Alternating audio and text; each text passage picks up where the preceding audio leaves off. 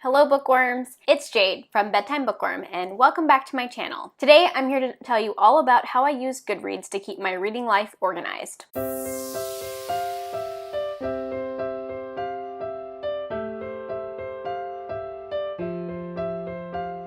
I've been thinking about making this video for a little while because I think I have a more complex Goodreads shelving system than the average person. Having a really complex Goodreads shelving system is really great for staying organized, but it only works if you actually keep up with it. And lately I haven't been keeping up with my Goodreads shelves, so what I want to do is start doing a live show, maybe like once a month or so, where I sit and organize my Goodreads shelf, but do it live, and that way I can get input from you guys on some of the books that are on my shelves and try to figure out where I need to put them, which I'm sure that doesn't make any sense, but it will when you see my shelving system. I wanted to do this video to explain my shelving system before I do those live streams so that you guys have a basic understanding of what my different shelves are and what I use them for. I have to say I'm a little nervous to explain my shelving system to you guys. I'm not gonna lie, it's a little bit extra, but please be kind to me in the comments. I like to be really organized and I like to be really systematic, and I created a system that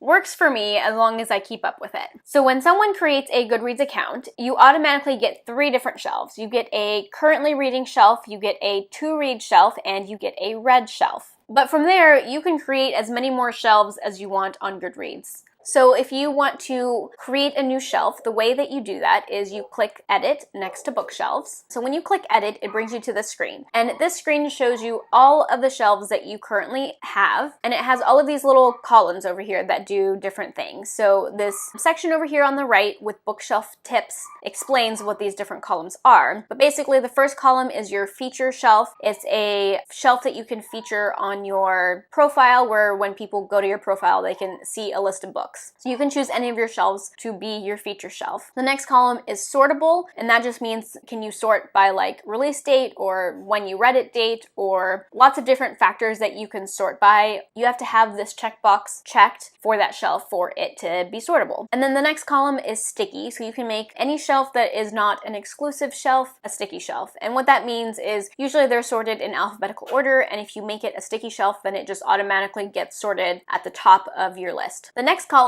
is the exclusive column. So this is a feature that I think many people don't know about Goodreads shelving, is that you can create more exclusive shelves than just the ones that you get when you first create your account. And what an exclusive shelf means is that you can have a book only on one of these shelves at a time, which makes sense. If you're currently reading a book, it's not a book that you have read in the past, so you can't have it in both places. So what I've done is create a lot more exclusive shelves than what you are originally given. And I'm going to be going through each of my exclusive shelves at a later point in the video. And then the third column is the recommendation column. Goodreads likes to give you recommendations, and you can select which shelves Goodreads uses to pull those recommendations from. So if you want to add a shelf, all you have to do is click on Add a Shelf, type in the name of it, and click Add, and then it will get added in alphabetical order underneath your exclusive shelves. And then you just check off whatever checkboxes you want and click Done. So next, I want to walk through all of the different exclusive shelves that I created and how I use them. So the first one to talk about is my DNF shelf, and that is the shelf that I created for books that I DNF. I didn't want to put them on my read shelf, but I didn't want them to just disappear. I didn't want to delete them from my Goodreads. I wanted a record to show that I had attempted to read them, but I didn't finish them. So I created a special shelf just for that. Then I have a lost interest shelf. This is one of my newer shelves, but basically I add almost any book that I think I might be interested in onto my Goodreads on one of these many shelves. And sometimes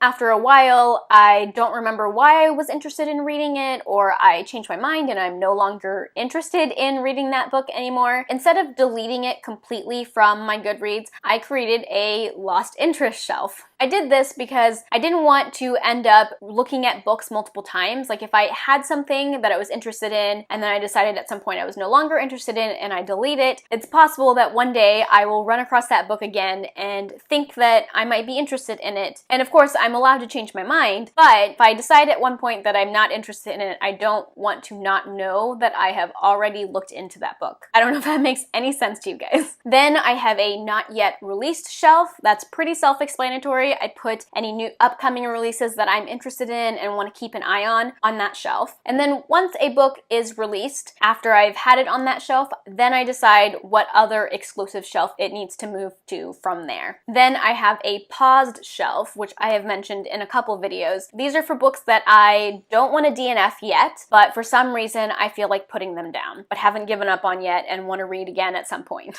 And then next I have about 5 shelves that start with the word TBR.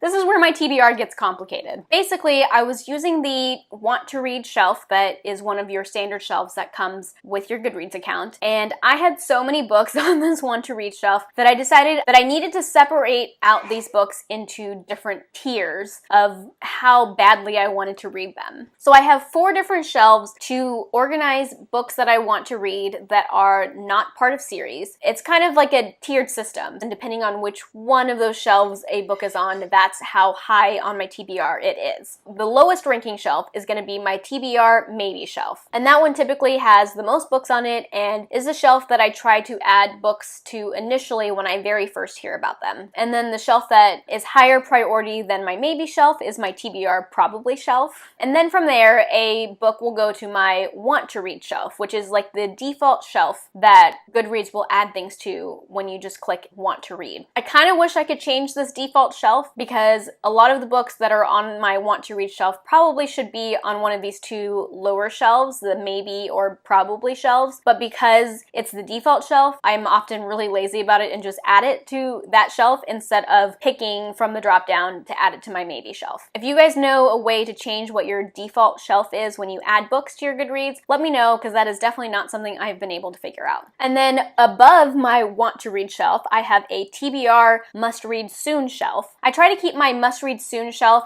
at around 20 to 30 books, so those are kind of like my more immediate TBR. But then above my must read soon shelf, I have my TBR up next shelf. So those are like books that I actually have from the library, books that I have my hands on and I have actual plans to read them within the next month or 2. And there's not another TBR shelf that ranks higher than that. From there, a book will go just to my currently reading shelf when I start reading it. And then my last 2 exclusive shelves are geared towards series. So I have a TBR series shelf and a unfinished series shelf. I only add first books in series or the next book in a series that I haven't read yet. I don't add a whole series at a time to my Goodreads shelf. So when I go and I find a book that is the beginning of a series that I'm interested in reading, I always check to see if it's a completely published series or if it's not completely published. If it's not completely published, it goes onto my unfinished series shelf. So the way that I treat this shelf is kind of like a TBR maybe shelf. I want to wait until the series is complete before I start reading it because I prefer to binge series when I can. Sometimes it takes a lot of self-control and I often start series that are not completed, but this is one of my ways of trying to keep myself from doing that because an unfinished series will go on this shelf and I try not to look at the shelf hardly ever. When the series is finally completed, I will look at the series again and decide, do I want to put this on my TBR series shelf? So my TBR series shelf contains all the first books in a series that I know I want to read. So these are not ones that I'm questionable on, these are ones that I definitely want to read. If a series is completed and it comes off of my unfinished series shelf, but I'm still not sure if I definitely want to read it, then I might put it onto my TBR maybe or TBR probably shelves. But once I've decided that I am for sure going to read a series, it goes onto my TBR series shelf. Okay, so that was a lot of information, but that is how I organize my exclusive shelves on Goodreads.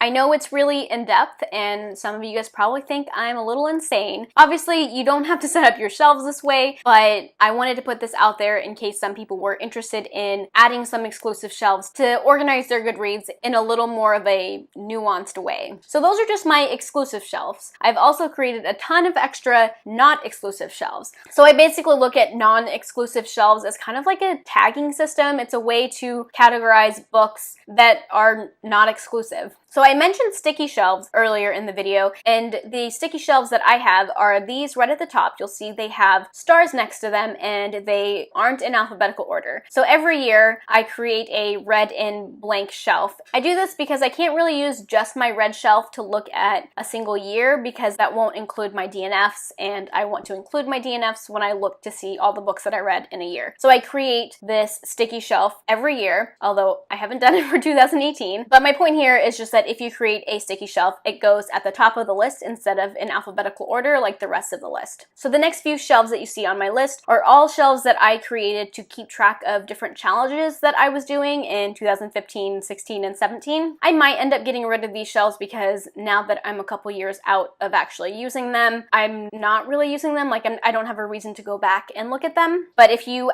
have any lists or challenges that you're doing and you want to keep track of what books count for those challenges, a good way to do that is to create a non-exclusive shelf. Next, I have an ARC shelf. I like to keep track of what books that I read in ARC format instead of the final copy. And then I have an audiobook shelf, and I use this in two different ways. If it's a book that I've already read and I listen to it, I will add it to this audiobook shelf. But I also add books that are on my TBR to this audiobook shelf, and those are for books that through videos or word of mouth I've heard are good on audio. Then I will tag it with this audiobook shelf so that I know when I decide I want to read that hey, I heard somewhere, somebody told me that this book is good on audio and I want to try to read it that way. So I use it both ways for books that I have already read and books that I want to read. I have a craft TBR, which now that I think about it, I should probably make that into a exclusive shelf, but these are books about the craft of writing that I am interested in reading. I have an Edelweiss approved and a NetGalley approved shelf. This is just one way that I keep track of e-arcs that I've been approved for. And then I have two shelves that are related to their Goodreads rating. So I have one that's called Failed Rating Test, and this is just a personal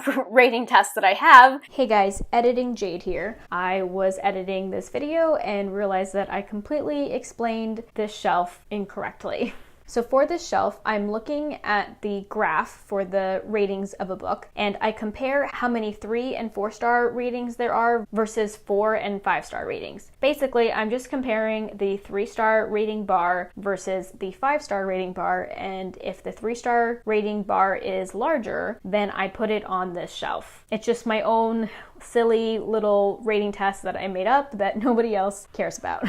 It doesn't mean that I'm not going to read it. It's just something that I look at to help me decide if I'm going to read a book. The opposite of that, I also have a mostly 5-star shelf. And this is exactly what it sounds like. If on that little graph of different ratings, the book has mostly 5 stars, like that is the biggest bar in the graph, then I tag it with this mostly 5-star shelf, because the way I see it, if that many people gave that book a 5-star rating, it's something that I at least want to try. It's not a guarantee that I'm also going to give it a 5 stars, but a lot of people really liked it, so I want to read it and see if I like it too. And then I have a reread shelf, and this is just for me to keep track of books that are rereads versus not rereads. Pretty self-explanatory. And then after that, all of the rest of the shelves that I have are genre related or theme related. I have a few different genres that I am interested in, and then a couple of different themes. Those aren't really great names for them, but basically those are just shelves that I can go to when I'm in the mood for a certain type of book, and I can see what's on my TBR that fits this genre. I hope you guys found that maybe a little bit interesting. I thought that maybe people would pick up a few things here and there from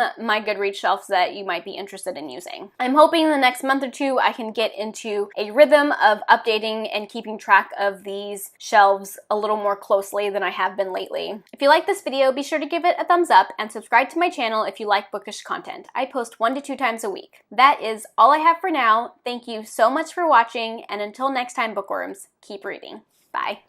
Keeping up with my shelves thing is to do bleh. So when someone creates a Goodreads account, so I'm gonna look down so that I can show you on the computer. So when you click add, then I consider that failing my rating test. How do I even talk about this?